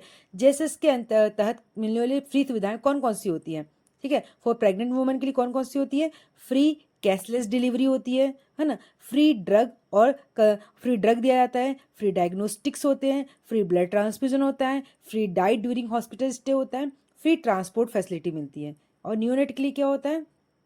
फ्री ट्रीटमेंट और मेडिसिन होता है, फ्री डायग्नोस्टिक होता है, फ्री ट्रांसपोर्ट होता है, मतलब टिल 30 डेज के जो बच्चे रहते हैं ना, न्यूबॉर्न यूनिट होता है, तो फ्री ट्रीटमेंट और मेडिसिन देते हैं, फ्री डायग्नोस्टिक होता है, फ्री ट्रांसपोर्ट होता है। इसलिए जेएसएसके को फ्री डिलीवरी, फ्री ट्रांसपोर्ट और फ्री मेडिसिन और फ्री डायग्नोस्टिक कहा गया, ठीक है। तो जैसे इसका मुख्य उद्देश्य क्या था? Free delivery, free transport, free medicine और फ्री डायग्नोस्टिक। क्लियर है ना। नेक्स्ट क्वेश्चन की तरफ चलते हैं, क्वेश्चन नंबर 37। IMCI का मतलब क्या है? IMCI का फुल फॉर्म क्या होता है? तो इसका आंसर आएगा integrated management of neonatal and childhood illness, ठीक है। तो WHO और यूएनएसए की संयुक्त पहल थी ये। किसकी थी? WHO और यूएनएसए ने एक पहल शुरुआत, मतलब दोनों ने मिलकर क्या किया था? IMC integrated management of neonate and childhood की शुरुआत की थी। भारत में इसे 2003 में शुरू किया गया था ताकि 5 वर्ष से कम आयु के जो बच्चे और नवजात शिशुओं के मृत्यु दर को कम किया जाए, ठीक है। तो जो IMCI का मुख्य उद्देश्य क्या था कि 5 साल के कम उम्र के बच्चे को रोकथाम, उसकी बच्चों में रोकथाम करना, जो योग्य बीमारी जैसे कि प्रिवेंटेबल डिजीज से मृत्यु दर को कम करना, कम्युनिटी लेवल पर बच्चों को संपूर्ण देखभाल करना, मतलब कि होलिस्टिक केयर करना। क्लियर है? जैसे कि पोषण, रोग पहचाना, इलाज करना, काउंसलिंग करना, ठीक है। न्यूनेटल केयर मतलब कि 0 से लेकर 28 दिन, और चाइल्डहुड इलनेस मतलब कि 1 मंथ लेके 5 ईयर, दोनों बच्चे को क्या ध्यान रखा गया इसमें, ठीक है। तो IMCI में कौन कौन से 3 कंपोनेंट होते हैं, ठीक है। तो IMCI में कौन कौन से 3 कंपोनेंट होते हैं? तो पहला होता है केस मैनेजमेंट, ठीक है। इसका उद्देश्य है कि सिक चाइल्ड की पहचान करना और इलाज करना। सेकेंड कंपोनेंट होता है हेल्थ सिस्टम को स्ट्रेंथनिंग, मतलब कि फैसिलिटी बेस्ड केयर में सुधार करना। तीसरा कंपोनेंट होता है फैमिली एंड कम्युनिटी प्रैक्टिस, माताओं के घर पर सही देखभाल के लिए प्रशिक्षित करना, ठीक है। जो माएँ होती है उसको सही देखभाल के लिए क्या करना, हम इसे क्या करेंगे? गाइड करेंगे, ठीक है। इसको शिक्षित करेंगे कि आप बच्चे का ऐसे ऐसे केयर करिए करके, है ना। तो फैमिली एंड कम्युनिटी में प्रैक्टिस, तो कौन कौन से कंपोनेंट होते हैं IMCI में? केस मैनेजमेंट होता है, हेल्थ सिस्टम स्ट्रेथनिंग होता है, और फैमिली कम्युनिटी प्रैक्टिस होता है। क्लियर है? तो IMCI का लक्ष्य है हर बच्चे को जन्म से लेके 5 साल तक स्वस्थ और सुरक्षित रखना। क्लियर है? तो इसका आंसर क्या आएगा IMCI का फुल फॉर्म होता है integrated management of neonate childhood illness. WHO Bharat में लॉन्च हुआ था, स्टार्ट हुआ था। WHO को भारत में स्टार्ट किया गया था 2003 में, ठीक है। और पूरे वर्ल्ड में IMCI शुरू हुआ था 1992 को। और IMCI कंफ्यूज मत होना, IMCI जो है वो 1992 में वर्ल्ड लेवल में हुआ था, ठीक है। और इसके बाद क्या किया, इसमें ऐड किया गया एन को, ठीक है। लेकिन भारत में नवजात शिशु दर को बहुत अधिक थी, इसलिए इसमें क्या किया गया, एन को ऐड किया गया, मतलब कि न्यूनेट को, ठीक है। तो भारत में जब एन को ऐड किया गया तो कब ऐड किया गया? क्या था, integrated management of neonate childhood illness को कब, न्यूनेट को कब इंक्लूड किया? 2003 में। तो IMCI आया था वर्ल्ड में, वर्ल्ड लेवल पे 1992 को, और IMNCI आया था कब? आया था 2003 में। कंफ्यूज मत होइएगा, भारत में लॉन्च हुआ था 2003 में, ठीक है। और इम्प्लीमेंट किया गया था उसको सेलेक्टेड डिस्ट्रिक्ट में, 2004 में इसको इम्प्लीमेंट किया गया था। IMNCI आया था 2003 में, और IMCI आया था वर्ल्ड लेवल पे कब आया था? 1992 में। क्लियर है? तो नेक्स्ट क्वेश्चन है क्वेश्चन नंबर 38। बर्थ अस्पेसिया किसे कहते हैं? बर्थ अस्पेसिया किसे कहते हैं, कब होती है? तो जब बच्चे को जन्म के समय सांस नहीं आती है, ठीक है। जब baby when fail to breathe at birth, ठीक है। मतलब कि जब बेबी क्या होता है, सांस लेने में तकलीफ होती है, सांस नहीं ले पाता, उसे क्या बोलेंगे? बर्थ अस्पेसिया। बर्थ अस्पेसिया क्या होता है? एक मेडिकल इमरजेंसी है, ठीक है। इसका मतलब जब नवजात शिशु को जन्म के समय पर्याप्त ऑक्सीजन नहीं मिलेगी, उसे फिर क्या होगा? बर्थ अस्पेसिया, ठीक है। क्यों होता है, किस कारण से होता है ये, इसके कारण जानते हैं। प्रोलॉन्ग या डिफिकल्ट लेबर, है ना। लेबर का जो प्रोग्रेस है वो प्रोलॉन्ग हो गया है। कॉर्ड अराउंड द नेक, ठीक है। इसकी जो बोलते हैं ना गले में नाल फंसी हुई है बोलते हैं, है ना, गले कॉर्ड अराउंड द नेक हो गया, है ना, premature delivery, placental insufficiency, maternal complication, इस सब की वजह से क्या होता है बच्चों को बर्थ अस्पेसिया हो सकता है। ठीक है। और जैसे कि क्या क्या साइन होंगे, बच्चा जन्म के बाद रोता नहीं है, सांस लेना मतलब कि गैस्पिंग करता है, स्किन ब्लेस मतलब साइनोसिस हो जाता है बच्चों को, साइनोसिस मतलब ऑक्सीजन की कमी से बच्चा नीला पड़ जाता है, मसल स्टोन कमजोर होना। हम मैनेजमेंट क्या करना है इसलिए इसके, तो टोटल हमें क्या करना है, तुरंत क्या करेंगे, न्यूट्रल रेसिस्टेंट करेंगे। ठीक है।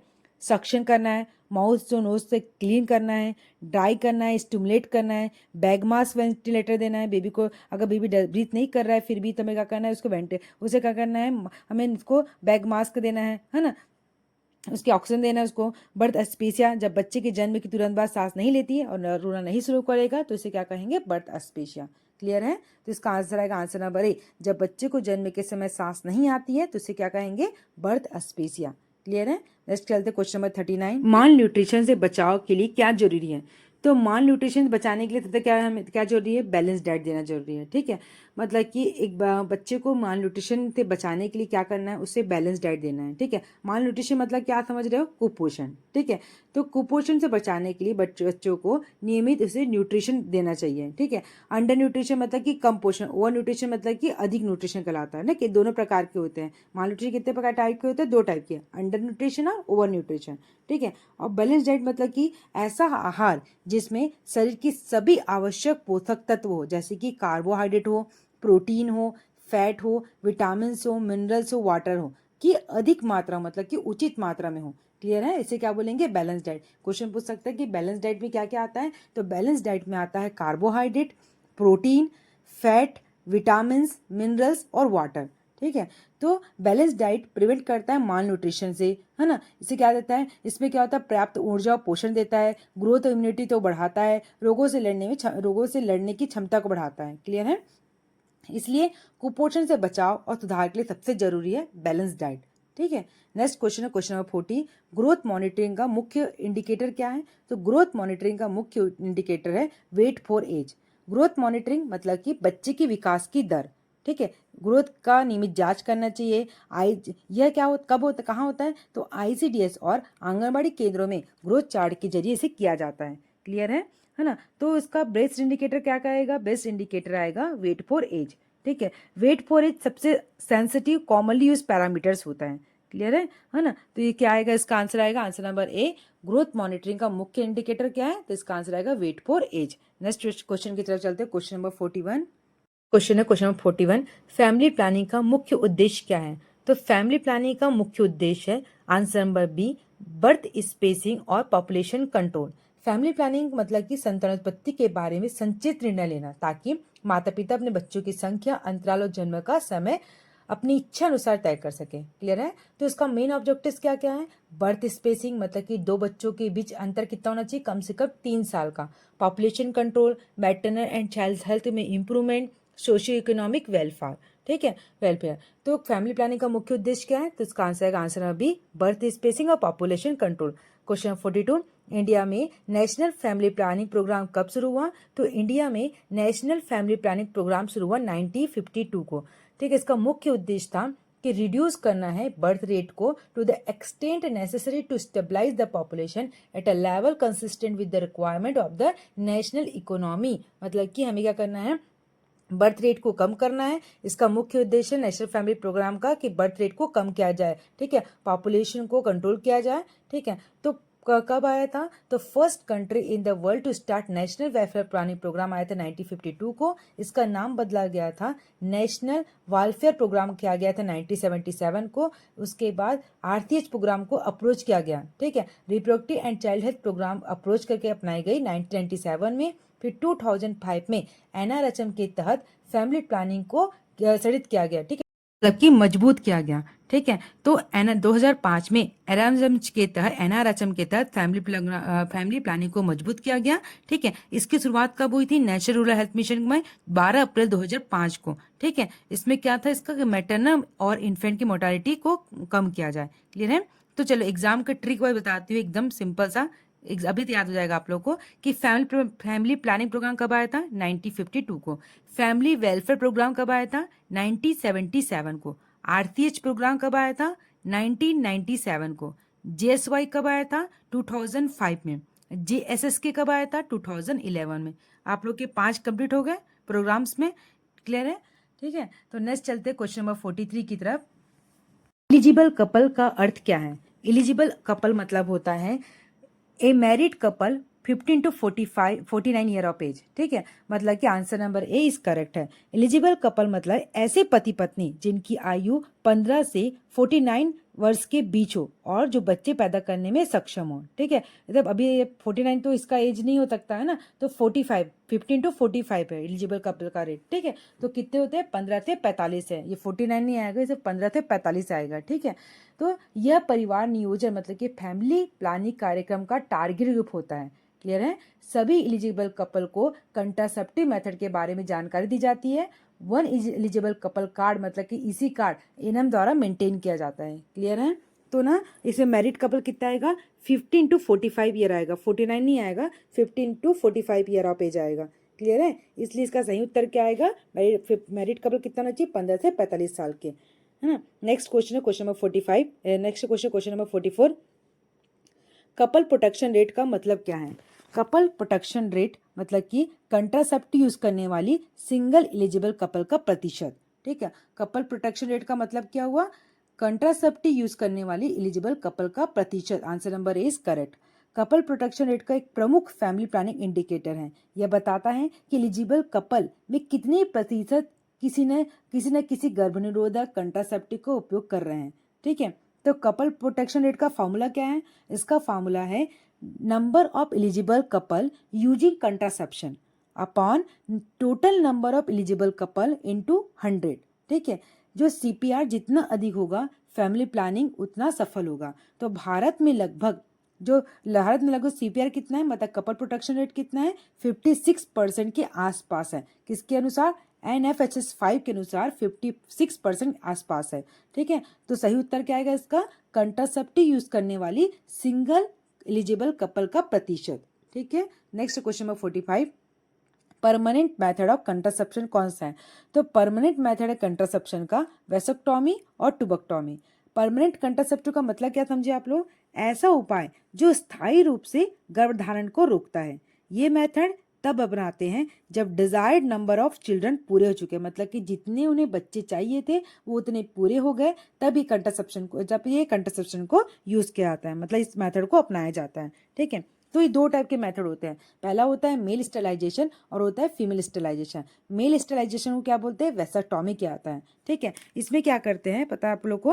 वेसेक्टॉमी मतलब क्या होता है? वास जो डिफरेंस होता है, मतलब कि दोनों तरफ जो वास डिफरेंस को क्या करते हैं? बांध कर स्पर्म जो पैसेज होता है ना, जहाँ से स्पर्म निकलता है, उसको क्या करता है? बांध दिया जाता है। ठीक है, मतलब कि वास डिफरेंस को बांध कर क्या करते हैं? इसको टाई लगा देते हैं ताकि स्पर्म का जो पैसेज है, स्पर्म वहां से आगे ना बढ़ सके, स्पर्म का पैसेज क्या है तो रोका जा सके। ठीक है, वास डिफरेंस को बांधा जाता है। उसी तरह क्या होता है? फीमेल स्टेलाइजेशन, मतलब कि फीमेल स्टेलाइजेशन में क्या करते हैं? ट्यूबेक्टॉमी किया जाता है। तो ट्यूबेक्टॉमी में क्या होता है? फैलोपियन ट्यूब को बांध कर एग और स्पर्म को कांटेक्ट से रोका जा सकता है। ठीक है, मतलब फीमेल में क्या करेंगे? फीमेल में फैलोपियन ट्यूब को बांध देते हैं। ठीक है, फैलोपियन ट्यूब को बांधेंगे, अगर फैलोपियन ट्यूब बंधाएगा तो क्या आएगा? यहाँ पे एग और स्पर्म कांटेक्ट नहीं करा पाएंगे। ठीक है, तो स्पर्म और एग को कांटेक्ट कराने से रोकने के लिए फैलोपियन ट्यूब को बांधा जाता है। क्लियर हो गया? वेसेक्टॉमी में वास डिफरेंसेस को बांधा जाता है ताकि स्पर्म का पैसेज को रोका जाए, और ट्यूबेक्टॉमी में फैलोपियन ट्यूब को बांधा जाता है ताकि स्पर्म और एग को कांटेक्ट कराने से रोका जाए। क्लियर है? तो इसके एडवांटेज क्या क्या होता है? एक बार का परमानेंट सोल्यूशन है, ये सिंपल सर्जिकल सोल्यूशन है, इसमें कोई no effect on sexual life पे कोई इफेक्ट नहीं होता है। ठीक है, टेम्परेरी मेथड कौन कौन से होते हैं? Condom, OCP, IUCD, injectable, diaphragm, ये सब क्या है? टेम्परेरी मेथड है। परमानेंट मेथड कौन सा है? वेसेक्टॉमी और ट्यूबेक्टॉमी। क्लियर है? नेक्स्ट क्वेश्चन की तरफ चलते हैं, क्वेश्चन नंबर 46। आप लोग को समझ तो आ रहा है ना? जो भी मैं बता रही हूँ वो थोड़ा स्पीड वगैरह तो नहीं हो रहा है? ठीक है, मतलब मैं ये सारे जो क्वेश्चंस है ना, आप लोग के फैमिली प्लानिंग है ना, आप लोग के कार्यक्रम जो भी नेशनल प्रोग्राम्स आपके मैटरनल चाहे कि ये सारे क्वेश्चन इंपॉर्टेंट है। इस टाइप के क्वेश्चन आप लोग के एरा में पूछे, क्योंकि फील्ड लेवल का क्वेश्चन है ना, कोई कंट्रासेप्टिव यूज़ करना है तब आप लोग को जानकारी देना रहता है, तो सारे क्वेश्चन आप लोग को आ सकते हैं। ठीक है, अगर इस वीडियो में आप लोग को ऐसा लगे कि मैं बहुत ज़्यादा स्पीड में हो रहा है, आप लोग को समझ नहीं आ रहा, तो आप लोग बिल्कुल मुझे बोल सकते हैं कि मैम स्पीड में है ना, तो मैं ज़रूर इसको कवर करने की कोशिश करूँगी। तो नेक्स्ट क्वेश्चन स्टार्ट करते हैं। क्वेश्चन नंबर 46 है, टेम्पररी मेथड में कौन सा आता है? तो दोनों चारों में से टेम्पररी मेथड में कौन कौन सा आता है? इस टेम्पररी मेथड है कॉन्डम। टेम्पररी मेथड मतलब होता है स्पेसिंग मेथड। ठीक है, वे होता है जो कुछ समय के लिए गर्भधारण को रोकते हैं। इनका उपयोग वे दंपति करते हैं जो भी बच्चा नहीं चाहते या आगे चाहते हैं। ठीक है, तो कौन कौन से होते हैं टेम्पररी मेथड? कौन कौन से होते हैं? पहला होता है बैरियर। बैरियर में क्या क्या आता है? बैरियर में आता है कॉन्डम, डायफ्राम, स्पंज आता है। ठीक है, जो क्या करता है, स्पर्म को क्या करता है, ओवम तक पहुंचने से रोकता है। ठीक है, जो डायफ्राम होता है ना, मतलब कि जो ये होता है बैरियर मेथड होता है, बैरियर में जैसे कि कॉन्डम, कॉन्डम क्या करेगा, स्पर्म को ओवम तक जाने से रोकेगा। ठीक है, सेकेंड होता है हार्मोनल मेथड। हार्मोनल मेथड में क्या क्या आता है? ओरल कंट्रासेप्टिव पिल्स आते हैं, है ना, जिसे ओसीपी बोलते हैं, इंजेक्टेबल आते हैं, इम्प्लांट्स आते हैं। वो क्या करते हैं, वो ओवुलेशन को रोकता है। ठीक है, स्पर्म तो चला जाएगा, स्पर्म जाने के बाद वो ओवुलेशन से रोकेगा। कौन रोकेगा? ये कंट्रासेप्टिव पिल्स रुकेंगे। ठीक है, उसके बाद आता है third copper T. Copper T जो होता है, वो कॉपर टी मतलब कि फर्टिलाइजेशन और इम्प्लांटेशन से रोकता है। ठीक है, इसमें जाता है कि आईयूसीडी में क्या क्या आता है? Inter uterine device. तो इंटर यूट्राइन डिवाइस में होता है कॉपर टी। कॉपर टी भी कितने कितने साल तक रहता है? कॉपर टी जो उसका लेंथ रहता है वो 10 साल का रहता है। ठीक है, 10 साल का रहता है। ठीक है, अगर इसको तुरंत निकालेंगे तुरंत वो प्रेग्नेंट हो जाएगी। ठीक है, मतलब तुरंत गर्भधारण कर सकती है ना। तो इसका क्या है, जो कॉपर टी होता है ना, वो फर्टिलाइजेशन और इम्प्लांटेशन को रोकता है। ठीक है, उसके बाद आता है नेचुरल मेथड। नेचुरल मेथड की सेफ पीरियड, है ना, विड्रावल, लैक्टेशन, एमनोरिया, वो प्राकृतिक प्रक्रिया है। क्लियर है? तो कौन कौन से टेम्पररी मेथड में आते हैं? पहला आता है बैरियर मेथड, जिसमें आता है कॉन्डम, डायफ्राम, स्पंज, जो स्पर्म को ओवम तक पहुंचने से रोकता है। सेकेंड आता है हार्मोनल, मतलब कि oral contraceptive pills, injectable, implant, जो ओवुलेशन को रोकता है। आप लोगों को समझ आ रहा है ना ये सब चीज़ें? ठीक है, ये नेक्स्ट है इंटरयूटेराइन डिवाइस, मतलब कि कॉपर टी। ये कॉपर टी जो होता है 380 भी होता है, कॉपर टी 375 भी होता है, जो फर्टिलाइजेशन और इम्प्लांट को रोकता है। उसके बाद है नेचुरल मेथड। नेचुरल मेथड में आता है सेफ पीरियड, विड्रावल मेथड, है ना, और लैक्टेशनल एमिनोरिया, मतलब कि जब मदर मतलब डिलीवरी के बाद लैक्टेशनल पीरियड होता है ना, इसे बोलते हैं लैक्टेशनल एमिनोरिया। ये एक प्राकृतिक तरीका है। और परमानेंट मेथड मतलब कि वैसेक्टॉमी मेल में होता है, टबक्टॉमी फीमेल में होता है। टेम्पररी मेथड क्या कहलाएगा? कॉन्डम। ठीक है, तो टेम्पररी मेथड कौन सा आएगा? तो इसका आंसर आएगा answer number A. Next question number 47, oral contraceptive pill कैसे काम करती है? तो ओरल कंट्रासेप्टिव जो पिल होती है ना, मैंने बताया ना अभी, ओरल कंट्रासेप्टिव पिल जो होती है वो ओवुलेशन को रोकती है, मतलब answer number A is correct. OCP महिलाओं के लिए एक हार्मोनल मेथड है। इसमें एस्ट्रोजन, प्रोजेस्टेरॉन जैसे हार्मोन होते हैं। ठीक है, तो इसका मैकेनिज्म ऑफ एक्शन क्या आएगा? ओवुलेशन को रोकना, सर्वाइकल म्यूकस को गाढ़ा करना। क्या होगा, जब ओसीपी लेंगे ना, ओरल कंट्रासेप्टिव लेंगे, तो स्पर्म यूट्रस में प्रवेश नहीं कर पाएगा, क्योंकि इसका जो सर्वाइकल म्यूकस वो गाढ़ा हो जाएगा। ठीक है, इंडोमेट्रियल लाइनिंग में बदलाव होगा, जैसे कि जिससे फर्टिलाइजेशन का जो एग है वो इम्प्लांट नहीं हो पाएगा। क्लियर है? तो इसमें जो क्या आएगा, कंट्रासेप्टिव पिल्स पे कैसे काम करती है, जिसका आंसर आएगा ओवुलेशन को रोकती है। ठीक है, कौन कौन से एग्जाम्पल आते हैं इसमें? माला एन आता है, माला डी आता है और सहेली आता है। क्लियर है? नेक्स्ट क्वेश्चन है क्वेश्चन नंबर 48, माला एन का उपयोग किसके लिए होता है? माला एन में उपयोग होता है ओरल कंट्रासेप्टिव पिल के रूप में अंतर्गत आती है। ठीक है, माला एन भारत सरकार की फ्री सप्लाई ओरल कंट्रासेप्टिव पिल है। यह एक कंबाइंड ओरल कंट्रासेप्टिव पिल होती है, जिसमें शामिल होता है, पहला होता है, इसमें कौन कौन सा कंबाइंड होता है? इथनोस्ट्रॉल, मतलब कि एस्ट्रोजन 0.03 mg होता है। लियोनॉर्गेस्ट्रल, जिसमें प्रोजेस्टेरॉन, मतलब कि 0.50 mg होता है। क्लियर है? तो एस्ट्रोजन 0.03 mg होगा और जो प्रोजेस्टेरॉन है वो 0.50 mg होगा। अब इसका जो शेड्यूल होता है वो उसको कैसे यूज़ किया जाता है? तो वो 28 डेज का पैक हो रहता है। जो मालायन जो रहता है वो 28 डेज का पैक रहता है। ये क्वेश्चन पूछ सकता है, क्योंकि आप लोगों का कॉमन क्वेश्चन है ये, कि जो हाँ वो ये है, जैसे कि मालायन के पैकेट में कितनी दवाइयाँ होती है, कौन से कलर की होती है? तो मालायन के पैकेट में ना 21 हार्मोनल पिल होती है। 21 हार्मोनल पिल होती है, जिसमें पिंक कलर की होती है। और जो 7 होती है ना, वो आयरन पिल होती है, जो व्हाइट कलर की होती है। प्रतिदिन एक गोली को मासिक धर्म के 5वें दिन से शुरू किया जाता है। ये आप लोग अच्छे से पढ़ लीजिए और ध्यान से सुनिए ये क्या है। तो जो 28 डेज का पैक रहता है माला एन, इसमें 21 हार्मोनल पिल रहते हैं जो पिंक कलर का होता है, और जो 7 होता है ना वो आयरन पिल होता है जो व्हाइट कलर का होता है। इसको डेली एक गोली लेना पड़ता है। मासिक पीरियड के मतलब कि पीरियड के 5वें दिन के बाद से इसे शुरू करना रहता है। क्लियर है। इसका पर्पस ये है कि बर्थ स्पेसिंग को रोकता है, अनवांटेड प्रेगनेंसी से बचाता है। क्लियर है। तो 48 का आंसर क्या आएगा? आंसर माला एंड किसके अंतर्गत आता है? तो माला जो है वो ओरल कंट्रासेप्टिव पिल के अंतर्गत आता है। नेक्स्ट क्वेश्चन है question number 49। Copper T 380 effective रहता है, तो कॉपर टी 380 कब तक इफेक्टिव रहता है? तो इसका आंसर आएगा आंसर नंबर बी, 10 साल तक। जो कॉपर टी 380 रहता है वो 10 साल तक इफेक्टिव रहता है। कॉपर टी जो होता है ना 2 टाइप के होते हैं, इसमें कॉपर टी 375 भी होता है, कॉपर टी 380 भी रहता है। क्लियर है। तो जो कॉपर टी 380 है वो 10 सालों के लिए इफेक्टिव रहता है। ठीक है। यह क्या करता है? यूट्रस के अंदर लगाया जाने वाला एक टेम्पररी स्पेसिंग कंट्रासेप्टिव डिवाइस होता है जो स्पर्म को एग तक पहुंचने और फर्टिलाइज से रोकता है। ठीक है। तो कॉपर टी जो होता है ना, मैंने बताया ना, जो कॉपर टी जो 380 रहता है वो 10 साल के लिए रहता है, कॉपर टी 375 5 सालों के लिए रहता है, और कॉपर टी 200 जो बी रहता है वो 3 ईयर के लिए रहता है। क्लियर है। तो इसका मैकेनिज्म ऑफ एक्शन क्या आएगा? यूट्रस में हल्की इन्फ्लामेशन पैदा कर इसको क्या करता है? स्पर्म को नष्ट कर देता है, फर्टिलाइजेशन और इम्प्लांटेशन को रोकता है। क्लियर है। तो कॉपर टी 380 इफेक्टिव क्या रहता है? कब तक रहता है? तो कॉपर टी 380 10 सालों तक रहता है, 375 5 साल तक रहता है, और कॉपर टी 200 जो रहता है वो 3 साल की रहता है। क्लियर है। नेक्स्ट क्वेश्चन की तरफ चलते हैं। Question number 50। इमरजेंसी कंट्रासेप्शन कब लेना चाहिए? तो इमरजेंसी कंट्रासेप्शन को आंसर नंबर ए, अनप्रोटेक्टेड इंटरकॉर्स के 72 घंटे मतलब कि 3 दिन के भीतर लेना चाहिए। ठीक है। 72 आवर्स के अंदर अनप्रोटेक्टेड इंटरकॉर्स के बाद। ठीक है। इमरजेंसी कंट्रासेप्शन का उपयोग तब किया जाता है जब अनप्रोटेक्टेड इंटरकॉर्स हो गया है या फिर रेगुलर कंट्रासेप्टिव मेथड के फेल हो जाने पे, मतलब कि जैसे कॉन्डम वगैरह फट जाते हैं इसके वजह से।